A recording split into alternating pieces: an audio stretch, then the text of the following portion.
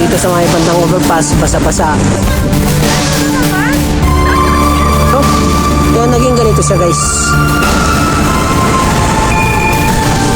So, may party ng Growth Park. Eto at marami pang tubig.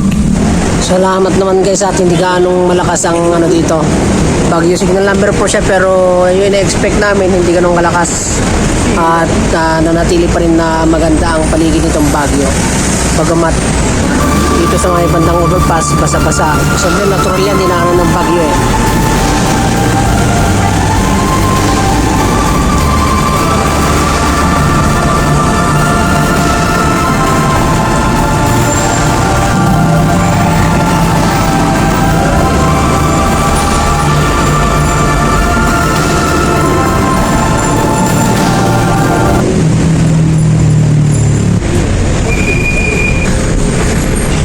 At meron din lang silang repair din konti dito. So, may party ng Growth Park.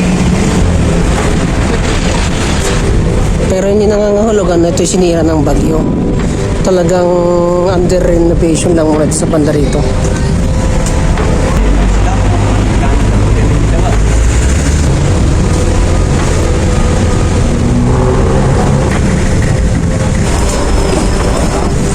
At atin nga rin pasyalan ang Burnham Park kung anong nangyayari sa sa nagdaang bagyong ito.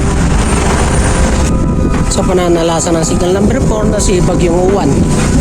Bisitahin natin ang Burnham Park kung anong naging sura ngayon guys.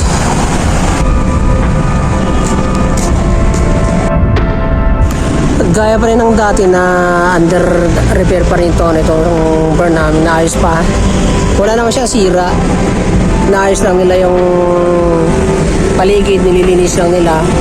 Pero dahil dinaanan ng bagyo, kaya naging ganito siya guys. Pero sandali lang yan, malilinis din nila agad-agad yan.